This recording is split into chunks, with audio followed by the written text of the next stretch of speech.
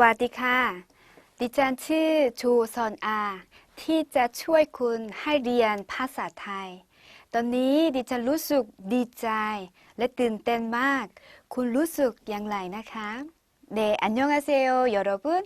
오늘부터 여러분의 태국어 첫걸음, 이 입문 과정을 함께 하게 될 조선아입니다. 일단 여러분을 이 자리를 통해서 만나뵙게 된 것을 너무나 기쁘게 생각하고요.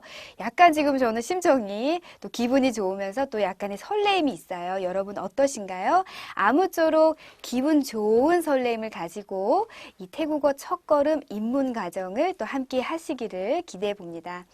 네, 일단 여러분께 물어보고 싶은 게 있는데요. 요 태국어 시작하시는 이유, 그 동기가 어떻게 되시나요? 아마 여러 가지가 있으시겠죠. 어떤 분들은 뭐 태국에 여행을 좀 자주 다니시면서 그 필요성을 느끼신 분이 있을 테고요. 어떤 분은 뭐 사업의 이유로, 또 어떤 분들은 뭐 태국 친구가 있어서 그 친구와 원활한 의사소통을 하고 싶어서 이 과정에 관심을 가지신 분도 계시겠습니다. 일단요, 뭐 동기가 어떠하든지 간에요. 이 태국어를 처음 접하고자 하시는 분, 그분들에게 이 과정들이 크게 도움이 될 거라고 확신해요. 이 태국어 첫걸음 입문 과정은요, 총 20강의 이제 강의로 이루어져 있습니다. 특히 태국어를 처음 접하시는 분, 그리고 예전에 뭐 태국어를 조금 접했거나 또 학습한 경험이 있으신데 이 기초와 문법의 한계를 느끼신 분. 네, 그래서 기초와 문법을 조금 더 배우고자, 정확히 배우고자 하시는 분들이 있잖아요. 그분들에게 크게 도움이 될 거라고 생각합니다.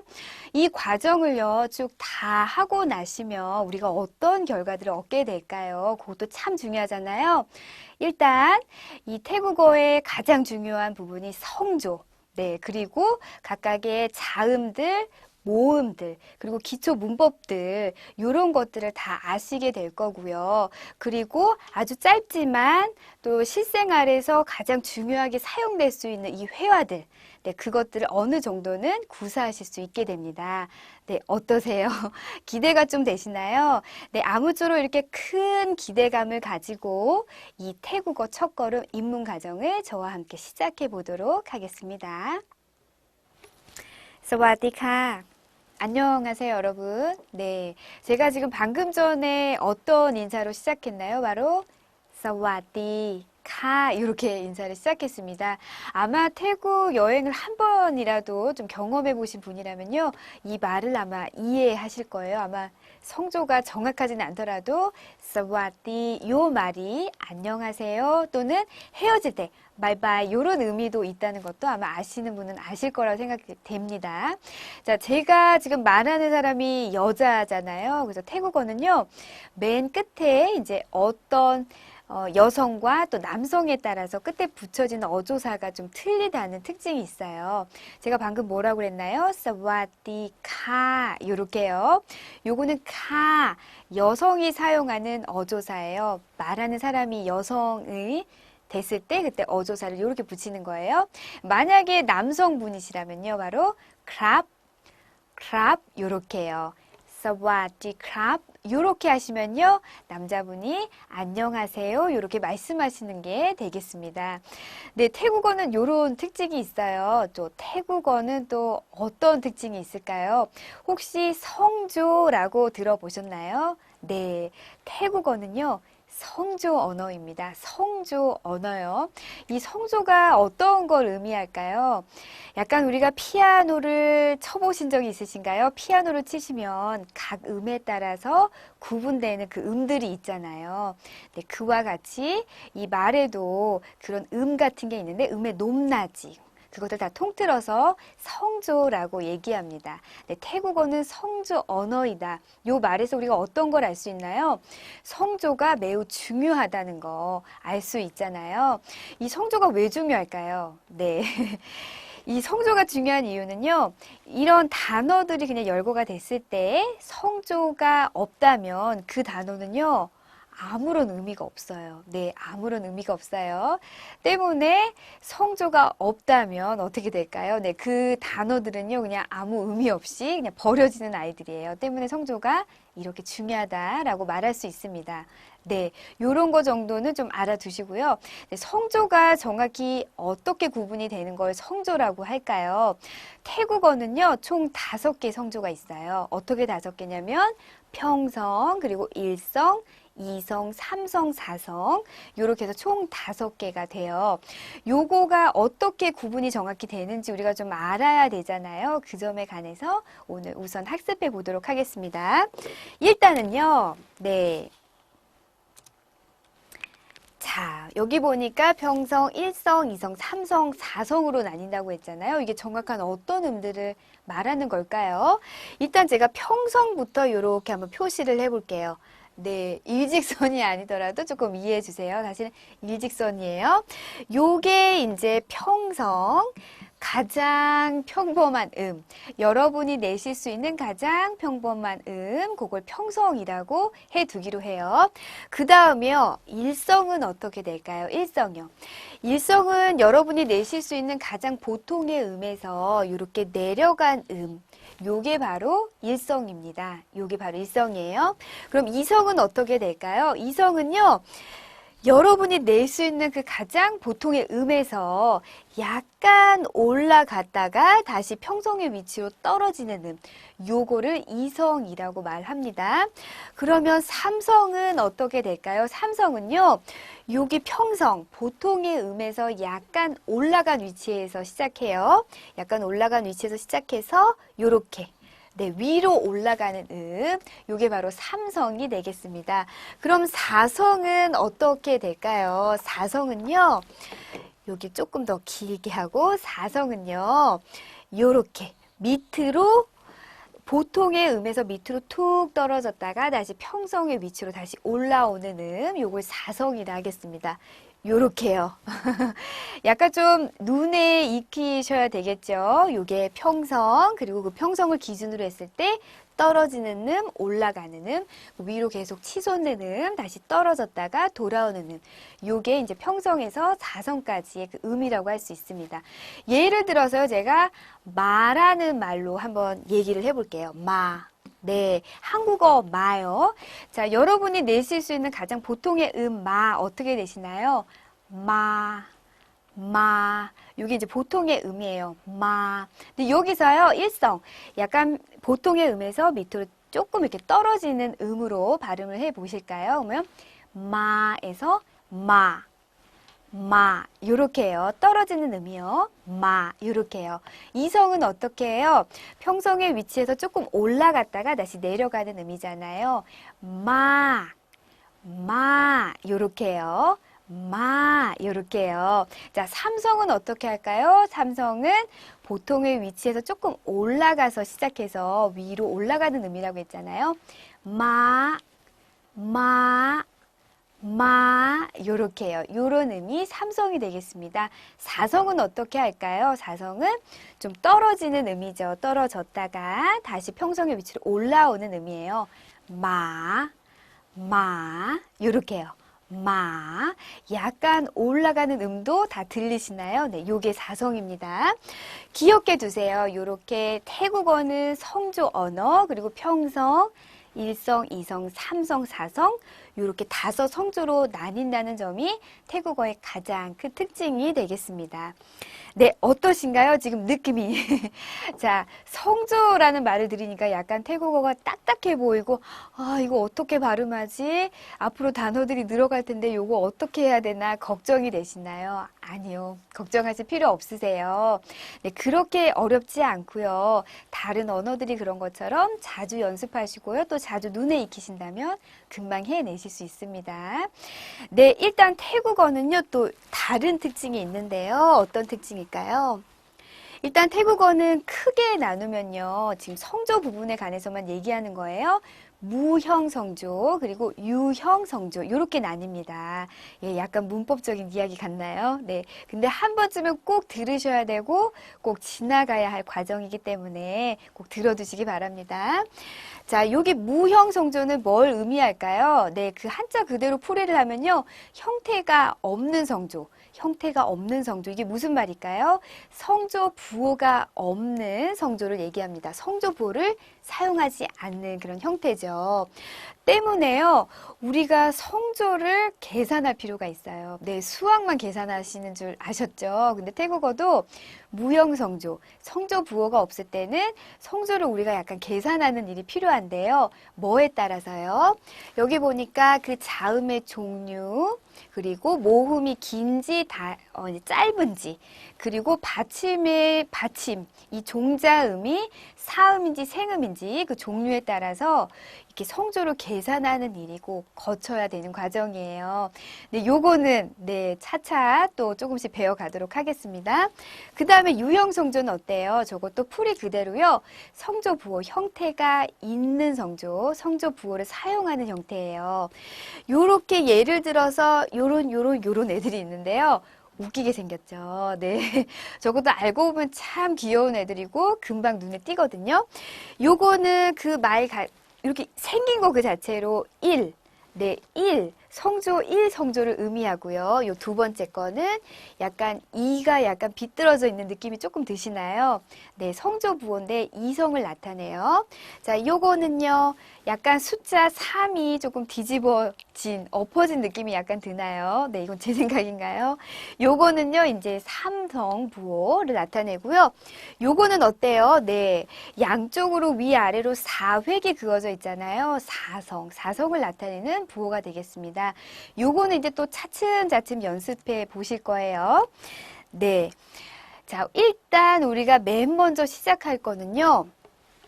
유형 성조부터 배우면 참 좋겠는데, 네, 성조를 계산할 필요가 있는 무형 성조부터 배우게 될 거예요.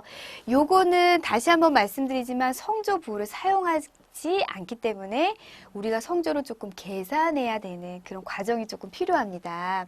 자, 일단 우선 고려돼야 하는 점이 있어요. 요것도 중요한데 어떤 게 있냐요?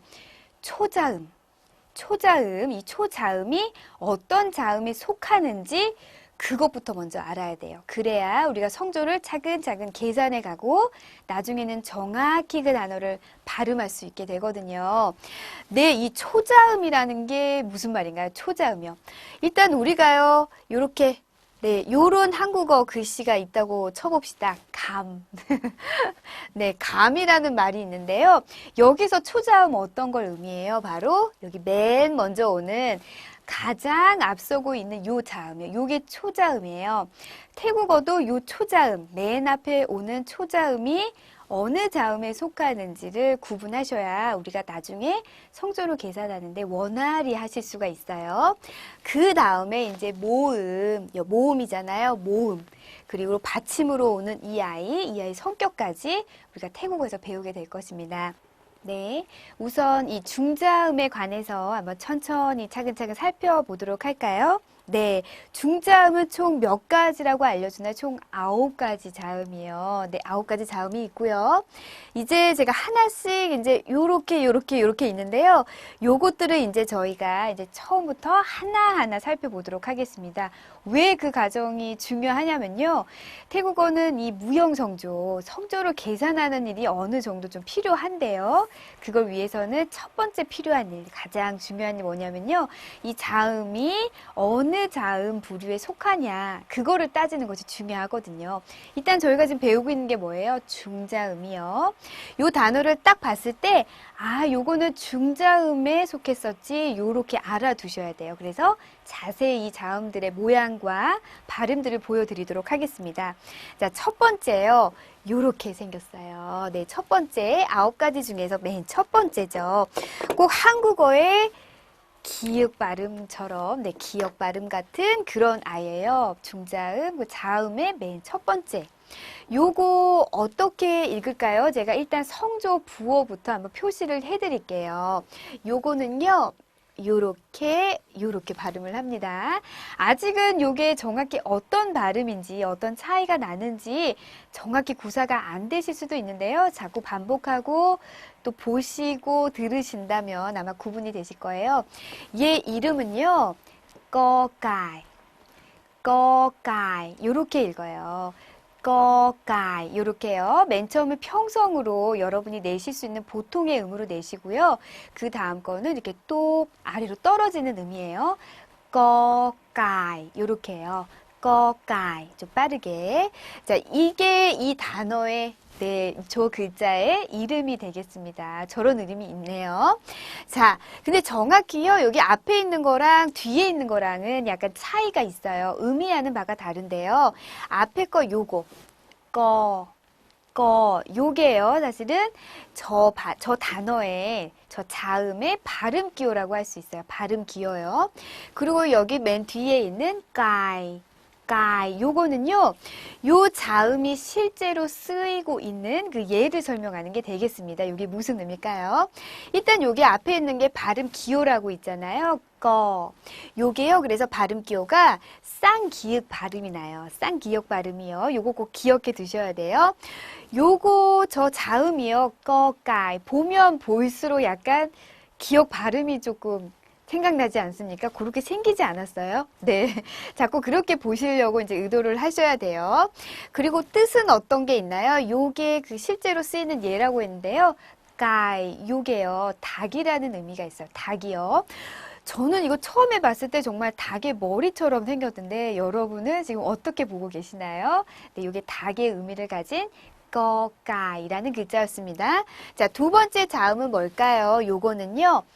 일단 성조 표시부터 제가 해드릴게요. 요렇게요. 여러분이 내실 수 있는 가장 보통의 둘 다 평성으로 읽어주시면 되는데요.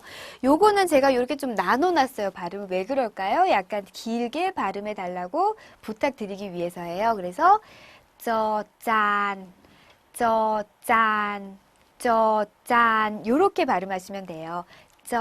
짠 요렇게요. 평성음으로 똑같은 음으로요. 자, 역시 여기 앞에 있는 건 발음 기호고요. 뒤에 거는 저 자음이 실제로 사용되는 그 예라고 할 수가 있습니다. 자, 발음 기호 어떻게 나나요? 요 발음이었잖아요. 그래서 쌍지읒 발음. 쌍지읒 발음이 나요. 정말 약간 지읒처럼 생기지 않았나요? 네. 지읒이 두 개 붙어 있는 요거 기억하시면 되고요. 여기 짠이라는 거, 요거 어떤 의미가 있을까요? 짠. 요게요, 접시라는 뜻이 있어요. 접시라는 뜻이요. 네, 기억해 두세요. 요게 지금 발음과 뭐 정확한 발음교 생각나지 않으실지라도요, 요 글자 딱 봤을 때 요게 중자음이구나. 요거를 꼭 알아두시는 게 이번 학습의 키포인트입니다. 자, 그 다음 봐볼까요? 네. 아유, 얘는 또 뭐 이렇게 생겼어요. 그죠? 약간 그냥 살짝 이렇게 스치듯이 보면요. 위아래가 그냥 똑같은 자음 같아요. 근데 이름이 엄연히 틀리죠. 네, 발음교도 틀리고요. 자, 요거를 자세히 보면요. 약간 차이가 있어요. 위에 것도 약간 발을 조금 이렇게 닭이나 뭐 이런 동물들이 발을 좀 이렇게 꼬고 있는 것 같잖아요. 근데 요거는요, 한 획이 더 있어요. 약간 조금 더 길게 발을 뻗치고 있다. 이런 식으로 생각하시면 되겠습니다. 자, 첫 번째 거 이름이 뭘까요? 너 차다. 자, 성조 부호를 한번 제가 써드리겠습니다. 너 차다. 요렇게요. 약간 좀 한국말 같지 않나요? 정말 찬 것 같은 너 차다 요렇게요. 요게 요 발음인데요. 자, 앞에 있는 것 요게요. 발음 기호예요. 그래서 디귿 발음이 나고요. 자, 뒤에 있는 거 차다. 요게요. 무용관이라고 했는데요. 요게 무슨 말인가요? 네, 뜻이 뭐 그렇게 중요한 건 아니지만요. 이제 설명을 드리면요. 이 태국의 고전 무용에서 쓰였던 이렇게 머리에 쓰는 관을 의미한대요. 그래서 무용관. 요렇게만 알아두시면 됩니다.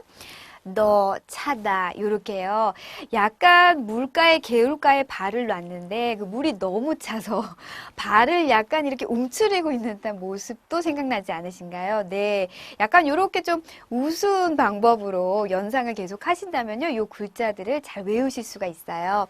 자, 그 다음 거 한번 봐볼까요? 요거 어떻게 있나요?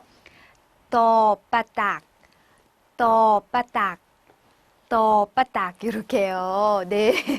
발음을 요거 처음에 저도 이제 공부했던 기억이 나는데요.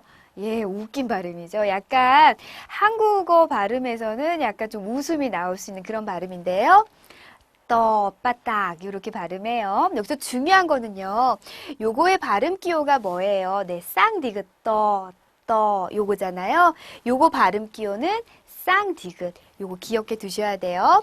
위에 거랑 약간 좀 차이가 나죠. 요 글자에서도 한 획이 좀 추가된 것처럼 요것도 이렇게 디귿, 쌍디귿. 이게 약간 차이가 있어요.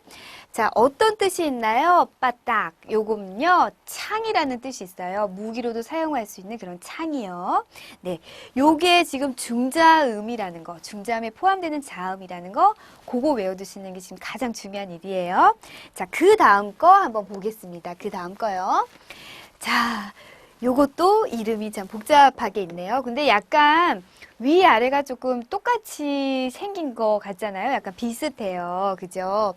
자, 요거 이름 뭐라 그럴까요? 자, 성적 표시를 또 해볼게요. 그러면 너넥, 너넥, 너넥 요렇게요. 너넥 요렇게요. 좀 짧게 끝나죠. 자, 요거는요. 그죠? 앞에 게 발음 기호라고 그랬잖아요. 그래서 디귿 발음이 나요. 디귿 발음이요. 자, 넥. 요게 짧게 넥. 요렇게 일성으로 내리면요. 아이라는 뜻이 있어요. 아이라는 뜻이요. 네, 아이. 요게 어떻게 아이의 모습일까요? 나중에요. 이제 우리가 이제 고자음이나 저자음, 이제 중자음이 아닌 다른 자음들도 보게 될 텐데요. 그때 얘랑 약간 비슷한 애도 나와요. 그러면 약간 구분하는 이제 연습을 하셔야 되잖아요.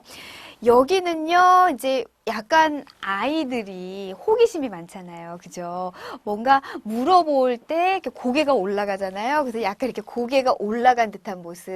이렇게 고개가 올라간 듯한 저 모습이 이렇게 가운데 이렇게 있어요. 요거 되게 지금은 약간 우습게 들릴 수도 있는데요. 나중에 자음들 보면서 비슷한 애가 나오면요. 요 말이 참 도움이 되실 거예요. 자, 기억해 두세요. 저게 아이를 뜻하는 너넥이라는 자음이었습니다. 자, 그 밑에 거는요, 위에 거에서 약간 머리가 들어간 듯한 느낌인데요. 요거를 약간 좀 돌려서 보면은요, 제 눈에만 그런지 모르겠는데 약간 거북이 같은 모습도 보여요. 그 뜻이 바로 거북이라는 뜻인데요. 발음은 어떻게 할까요? 떠따오, 떠따오. 네, 여기 발음을요. 떠따오. 떠따오 요렇게요. 평성과 그리고 일성으로 떨어지는 음으로 떠따오 떠따오 요렇게 읽어주시면 됩니다. 따오라는 말이 이제 거북이라는 말이 되고요. 앞에 떠 요게요. 발음 기호가 돼서 쌍디귿 발음 요렇게 납니다. 역시 요게 지금 중자음 우리가 배우는 게 지금 중자음을 배우고 있다는 거 요거 계속 기억해 두셔야 돼요. 네, 그 다음이요. 네, 중자음은요, 여러분 미리 말씀드리겠지만, 다음에 배우게 될 고자음 또 이제 저자음, 요런 애들에 비해서 상당히 간단하고 귀엽게 생긴 편이에요. 네. 그래서 제 기억에도 중자음을 훨씬 이제 쉽게 외웠던 그런 기억이 나거든요. 요것도 어때요? 약간 위아래가 조금 비슷해 보이잖아요. 발음 기호나 뭐 실제로 쓰는 예가 조금 틀리지만요. 요거는 이제 어떻게 발음할까요? 뭐, 마이, 요렇게 요거 평성이에요. 마이, 요렇게요. 앞에 요게요, 이제 이거의 발음 기호, 비읍 발음이 나고요. 마이, 요거요. 요거는 어떤 뜻이 있다고요? 바로 나뭇잎이라는 그런 뜻이 있어요. 나뭇잎이요. 약간 또 자세히 보면 나뭇잎처럼 보이기도 하는데요. 네, 여러분 이렇게 자꾸 연상해서 보시려고 그래서 기억하시려고 노력하셔야 돼요. 자, 맨 끝에 있는 거 요거는요. 위에 있었던 뭐, 바이, 마이, 뭐, 바이, 마이 요거에서 약간 위로 이렇게 획을 조금 더 길게 그렸네요. 그죠? 요것도 귀엽게 생겼죠. 요거는요, 어떻게 발음하나요? 요것도 둘 다 평성으로 여러분이 내실 수 있는 가장 보통의 그 음으로 연속해서 읽어주시면 돼요. 뻐브라, 뻐브라, 뻐브라, 요렇게요. 근데 뿌라라고 발음하진 않았죠. 요거는 나중에 또 구체적으로 또 배우게 되겠지만, 한 글자인 마냥 그렇지만 또 두 글자는 아니게 이렇게 읽어주셔야 돼요. 뻐빠 이렇게요. 어떤 뜻이 있나요? 일단 물고기라는 뜻이 있어요. 물고기요. 물고기가 약간 꼬리가 길게 빼져서 헤엄치는 느낌, 약간 그런 느낌의 글자예요. 자, 발음은 어떻게 되나요? 뻐 네, 여기서 알 수 있는 것처럼 쌍비읍 발음이 나요. 자, 뒤에 빠, 요거는 물고기라는 뜻을 가졌고요. 네, 여기까지 어떠세요? 조금 외우실만 한가요? 글자가 중자음은 그렇게 어렵지 않아요. 그리고 자꾸 보면 볼수록 애정이 가는 귀여운 글자거든요. 한번 그런 마음으로 이렇게 공부를 해보시기 바랍니다. 지금 일단은 저희가 하고 있는 거 무슨 자음이에요? 중자음. 중자음, 여러분이 태국어에서 가장 먼저 배운 중자음이에요. 자, 그 다음 거 한번 봐볼까요? 네, 벌써 8가지의 이제 우리가 중자음 다 배웠고요. 맨 마지막. 중자음이 총 9개의 자음이 있다고 그랬잖아요. 그 마지막 자음이에요. 요거, 요렇게 생겼네요. 요것도 역시 귀엽게 생겼죠? 제 눈에만 그런가요? 자, 요거는 어떻게 읽을까요? 요렇게요. 앞에 거는 평성으로 읽어주시고요. 그리고 뒤에 거는 떨어지는 일성으로 읽어주시면 돼요. 앙. 네. 요거 앙이라는 말을 제가 떨어뜨려 놨잖아요. 요거 조금 더 길게 발음해 주십사 하고 제가 이렇게 떨어뜨려 놨는데요. 앙. 앙. 요렇게요. 앙. 요렇게요. 약간 어항. 물고기 집어넣는 어항 생각나시나요? 약간 그렇게도 생기긴 했어요. 그리고 뜻도요. 대야 아니면 무슨 통 같은 거 있잖아요. 무엇을 보관할 수 있는 어떤 통 요런 의미도 있어요. 어앙 요렇게요. 자, 어떤 발음이 나나요? 여기서 알 수 있는 것처럼 이응 발음이 나요. 그리고 요 발음이 실제로 어떤 뜻이 있나요? 대야나 어떤 통이라는 뜻이 있습니다. 네, 여기까지 보셨어요. 총 중자음 9가지의 중자음이었어요. 어떠세요, 여러분?